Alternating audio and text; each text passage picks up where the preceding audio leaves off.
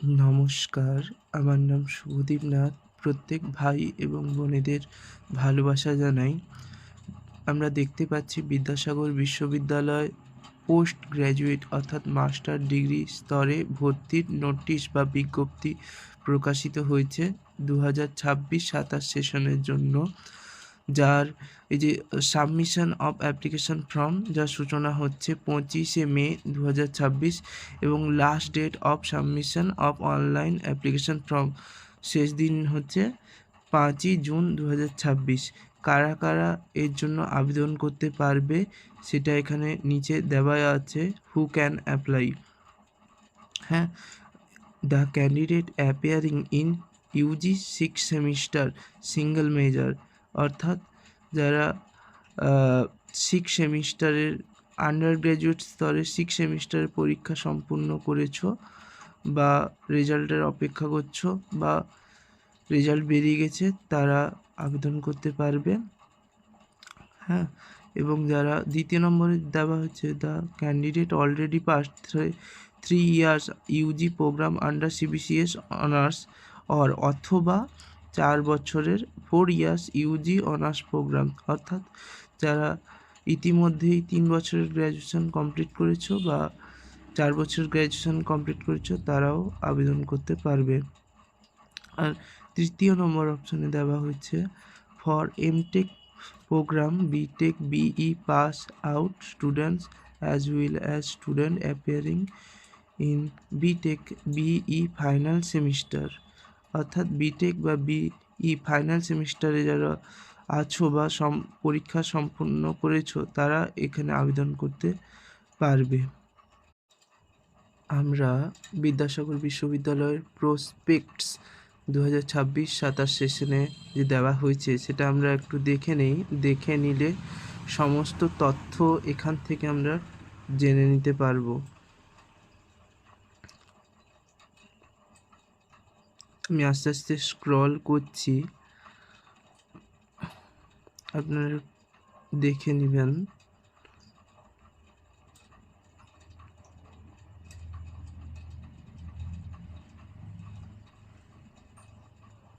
বিভিন্ন কলেজের নাম দেওয়া হয়েছে এবং কি কি সাবজেক্ট আছে সে বিষয়ে এখানে উল্লেখ করা হয়েছে। এবং যেটা এক্ষুনি বললাম, কবে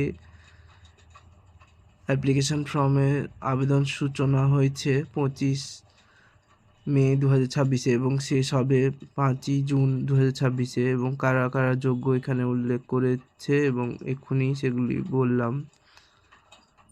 অ্যাপ্লিকেশন প্রসিডিওর, অ্যাপ্লিকেশন আপনারা অনলাইনে আবেদন কিভাবে করবেন তা সম্পূর্ণ ধাপ বা বিষয়টা সম্বন্ধে বলা হয়েছে। এবার আমরা দেখতে পাচ্ছি প্রতিটা সাবজেক্ট অনুযায়ী ভর্তির শর্ত কী বা এলিজিবিলিটি কী। আমরা দেখতে পাচ্ছি bachelor of library and information সায়েন্সের এলিজিবিলিটি বা শর্তগুলি কী, এবং তার পাশেই লেখা আছে ইয়ার অফ পাসিং, অর্থাৎ কারা কোন ইয়ারে পাস করেছে। ধরুন কেউ 2024 সালে পাস করেছে, এখন ভর্তি হতে চাইছে, তারা সুযোগ পাবে। 25 সালেও যারা পাস করে বসে আছে তারাও সুযোগ পাবে। 2026 সালেও যারা পাস করে বসে আছে সুযোগ পাবে। অর্থাৎ এই ইয়ার অফ পাসিং দেখে আমরা কত দূর বা কোন ইয়ারে পাস করা ছাত্রছাত্রীরা পর্যন্ত সুযোগ পাবে সেটা আমরা বুঝে নিতে পারছি।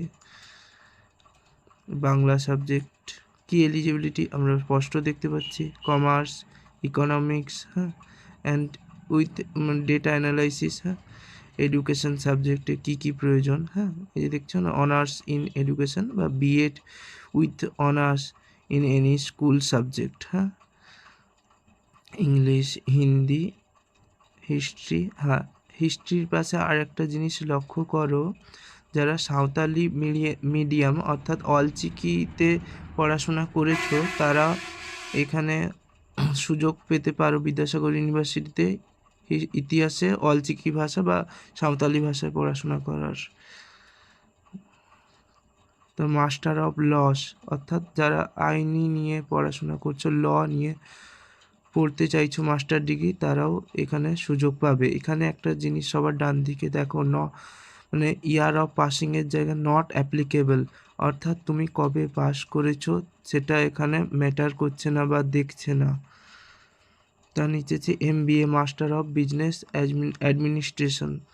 হ্যাঁ, এখানেও year of passing not applicable, অর্থাৎ কবে তুমি পাস করেছো এটা ইউনিভার্সিটি দেখছে না।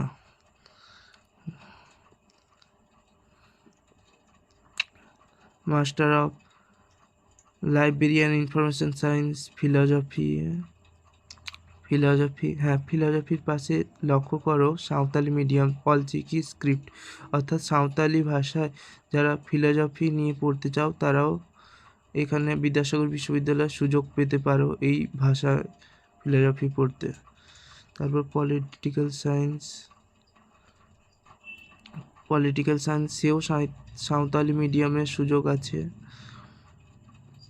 পপুলেশন হেলথ অ্যান্ড ডেভেলপমেন্ট, এখানে তুমি এলিজিবিলিটির পাশে ইয়ার অফ পাসিংয়ের দেখো নট অ্যাপ্লিকেবল, অর্থাৎ তুমি কোন ইয়ারে পাস করেছো সেটা এখানে দেখা হচ্ছে না। তোমরা যে সাবজেক্টে ভর্তি হতে চাও তার এলিজিবিলিটি ক্রাইটেরিয়া যা মাঝখানে দেওয়া হয়েছে সেটা কিন্তু ভালো করে পড়ে নেবে। তারপর সংস্কৃত সাঁওতালি অর্থাৎ সাঁওতালি হচ্ছে সাঁওতালির নিজস্ব ভাষা, সাঁওতালি লিটারেচার বা সাঁওতালি যে সাহিত্য। তো সোশিওলজি, তবে MSW, তারপর এই সাবজেক্টগুলো আস্তে আস্তে তোমরা দেখে নাও। আমি স্ক্রল করে যাচ্ছি।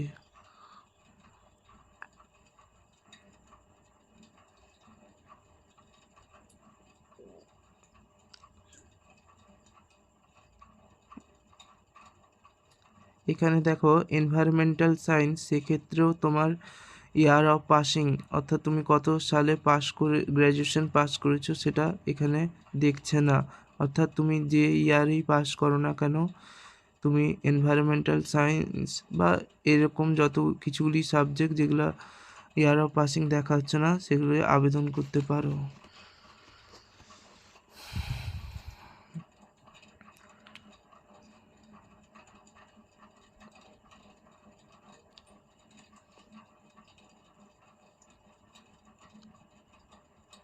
আর একটি বিষয় এখানে লেখা হয়েছে, the advertisement for admission to MCA অর্থাৎ master of computer application program will be made letter in the university website, অর্থাৎ যারা কম্পিউটার বিষয়ে মাস্টার ডিগ্রি মানে কম্পিউটার অ্যাপ্লিকেশন বিষয়ে মাস্টার ডিগ্রি করতে চাও তাদের জন্য নোটিশ বা বিজ্ঞপ্তি পরে প্রকাশিত হবে। সিট ইনটেক অর্থাৎ কোন সাবজেক্টে কতগুলি সিট বিদ্যাসাগর বিশ্ববিদ্যালয়ে আছে সেগুলি এখানে উল্লেখ করা হয়েছে,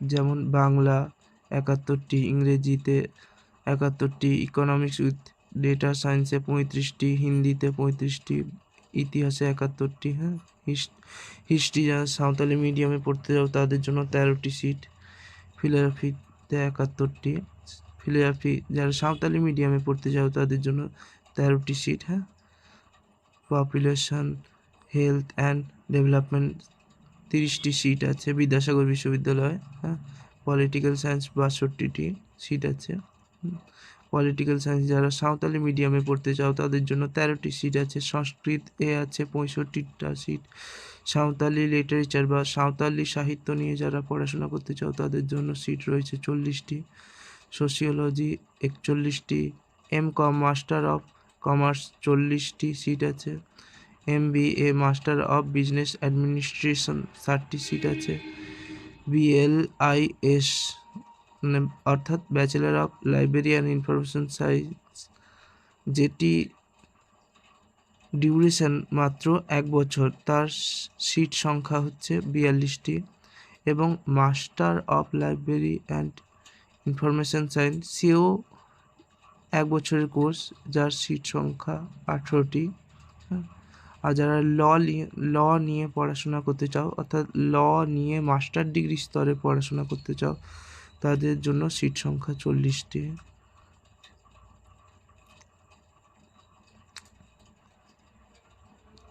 তারপর এখানে সায়েন্স বিভাগটা দেওয়া হয়েছে, সায়েন্সের সাবজেক্টে কতগুলি সিট আছে, অ্যানথ্রোপোলজি, অ্যাপ্লাইড ম্যাথামেটিক্স, বোটানি, এগুলো সব দেখে নাও। কেমিস্ট্রি, কম্পিউটার সায়েন্স দেখে নাও কতগুলি সিট আছে। Post graduate programs running under CCAE at VU campus, অর্থাৎ CCAE দ্বারা পরিচালিত পোস্ট গ্র্যাজুয়েট যেগুলি চলছে তার সিট সংখ্যা এখানে উল্লেখ করা হয়েছে।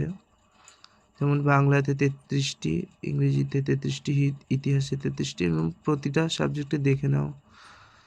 এবার হচ্ছে কি post graduate programs offered in the affiliated colleges of Vidyasagar university, অর্থাৎ বিদ্যাসাগর বিশ্ববিদ্যালয় অনুমোদিত যেসব কলেজগুলি আছে তার নাম এবং কোন কলেজে কোন সাবজেক্টগুলি আছে এবং কতগুলি সিট সেগুলি এখানে উল্লেখ আছে। এখানে একটি জিনিস লক্ষ্য করবে, এখানে কোনো বিদ্যাসাগর বিশ্ববিদ্যালয়ের অধীনস্থ যে কলেজগুলি ছিল সেখানে কিছু এর মধ্যে কিছুগুলি কলেজ অটোনমাস হয়েছে, সেই অটোনমাস কলেজের কোনো তথ্য এখানে দেওয়া নেই, অর্থাৎ সেই অটোনমাস কলেজে যদি ভর্তি হতে চাও তাহলে অটোনমাস কলেজের নির্দিষ্ট অফিসিয়াল ওয়েবসাইটে দেখতে পারো। যেমন সাবজেক্ট বাংলা, কোন কোন প্রতিষ্ঠানে অ্যাফিলিয়েটেড কলেজগুলি আছে এবং তার সিট সংখ্যা কত। এখানে কিন্তু অটোনমাস কলেজের কোনো নাম নেই। ইংরেজি দেখো কোন কোন কলেজে আছে এবং সিট সংখ্যা কত। Sanskrit, philosophy, history, commerce, applied mathematics, physics, chemistry, geography, zoology, botany, fishery science, education, এগুলো সব দেখে নাও।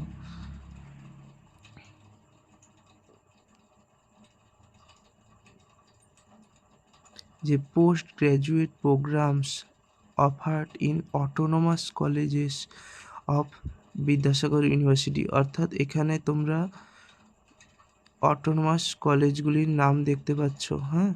সেখানে এই কলেজগুলি তোমরা সরাসরি অফিসিয়াল ওয়েবসাইটে গিয়ে এই কলেজে কি কি সাবজেক্ট আছে এবং সাবজেক্টের সিট সংখ্যা কত, এলিজিবিলিটি কি, তোমরা এগুলো ভালো করে দেখে নিতে পারো।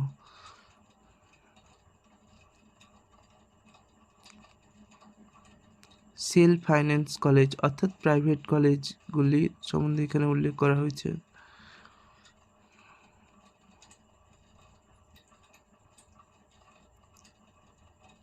Admission process follow and guidelines for admission to PG and BLIS program in Vidyasagar university and affiliated colleges, এখানে দেখে নাও শর্তগুলি কি কি বলছে।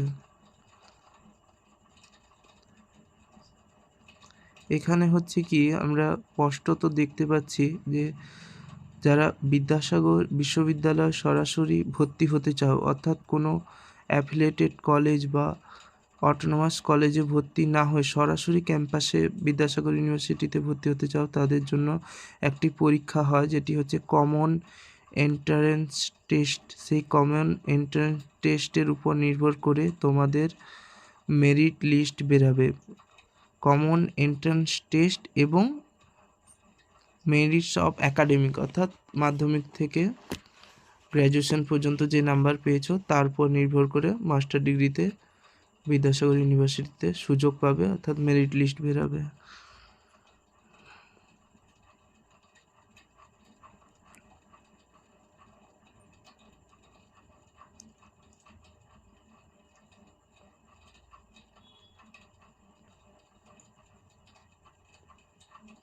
এখানে তোমরা লক্ষ্য করো হোম ইউনিভার্সিটি যারা আছো, অর্থাৎ বিদ্যাসাগর বিশ্ববিদ্যালয়ের অধীনস্থ যত কলেজ থেকে তোমরা যদি পাশ করে থাকো তাহলে তোমাদের বিদ্যাসাগর ইউনিভার্সিটিতে সিট সংরক্ষণ থাকবে 80%, এবং আদার্স ইউনিভার্সিটি অর্থাৎ বিদ্যাসাগর বিশ্ববিদ্যালয়ের বাইরে যেসব ইউনিভার্সিটির ছাত্রছাত্রীরা এখানে আসবে তাদের জন্য 20% সিট রিজার্ভেশন করা হয়েছে।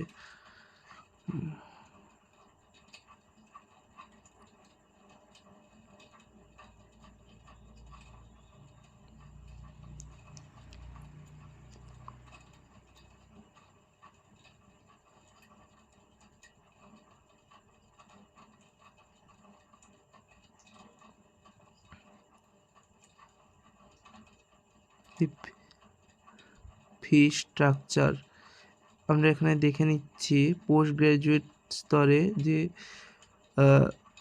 যে রানিং করছে সিসিএই সেই কোর্সগুলির টোটাল খরচ কত হবে, অর্থাৎ 4টি সেমিস্টার মোট কত টাকা লাগবে দেখে নাও তোমরা। প্রত্যেকটা সেমিস্টার অনুযায়ী দেওয়া হয়েছে এবং সবার ডান দিকে দেখো টোটাল, অর্থাৎ 4টা সেমিস্টার মিলে মোট কত টাকা লাগবে সেটা এখানে উল্লেখ করা হয়েছে।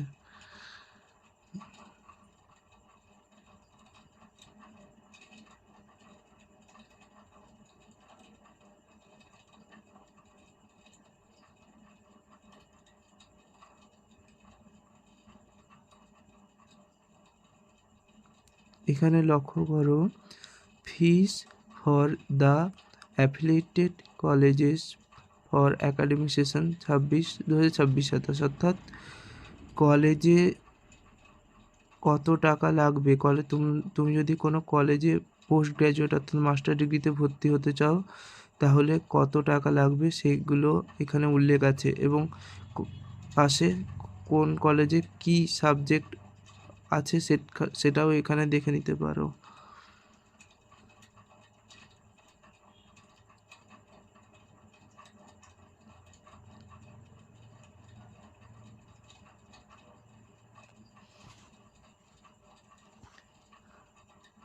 এই কলেজগুলি হচ্ছে অ্যাফিলিয়েটেড কলেজ, অর্থাৎ এখানে অটোনমাস কলেজের নাম দেওয়া নেই। হ্যাঁ, এবার হচ্ছে provisional schedule for admission to PG and bachelor of librarian information science program 2026-27, যে এখানে তোমরা স্পষ্টত লেখা আছে কবে তোমাদের প্রফেশনাল মেরিট লিস্ট বেরাবে। হ্যাঁ, না কবে অ্যাপ্লিকেশন। 3 নম্বরে দেখো publication of professional list of applicants for CET. হ্যাঁ, কমন এন্ট্রান্স টেস্টের জন্য একটা প্রফেশনাল লিস্ট বেরাবে, সেটা হচ্ছে 8 জুন মাসের 8 তারিখে। এবং তারপরে লিস্ট বেরোনোর পর তোমরা কারেকশান করবে এবং সব কিছু কারেকশান হওয়ার পরে যে প্রফেশনাল লিস্ট বেরাবে ফর সিইটি কমন এন্ট্রান্স টেস্টের জন্য তা হচ্ছে 10/6/2026। এবং তোমরা এই সিইটি কমন এন্ট্রান্স টেস্টের জন্য অ্যাডমিট কার্ড পাবে জুন মাসের 10 তারিখে। Date of common entrance test, অর্থাৎ এটি ভালো করে লক্ষ্য করো, তোমাদের যে কমন এন্ট্রান্স টেস্ট হবে তার দিন এখানে উল্লেখ করা হয়েছে 16 থেকে 19 তারিখ পর্যন্ত জুন মাসের। এই দিনের মধ্যে তোমাদের পরীক্ষা হবে। এবার সাবজেক্ট অনুযায়ী বিভিন্ন দিন হতে পারে, ভিন্ন ভিন্ন, কিন্তু তোমরা বুঝে রাখো 16 থেকে 19 জুনের মধ্যে পরীক্ষাটা হবে। এবার কোন সাবজেক্ট কোন দিনে পড়বে সেটা তোমরা পরবর্তী নোটিশে জানতে পারবে।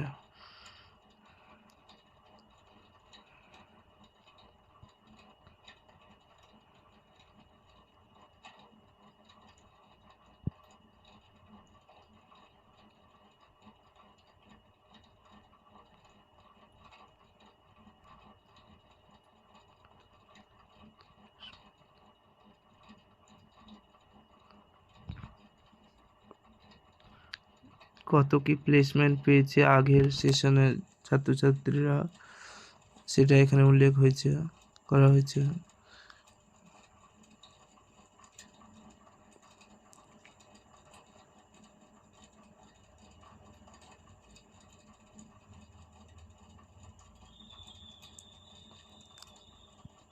বিদ্যাসাগর বিশ্ববিদ্যালয় যে ন্যাশনাল সার্ভিস স্কিম তার বিস্তারিত তথ্য এখানে দেওয়া হয়েছে।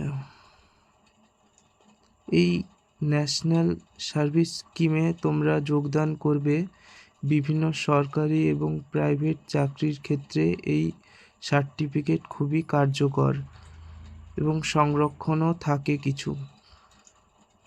নাম্বার রিজার্ভেশন থাকে কিছু।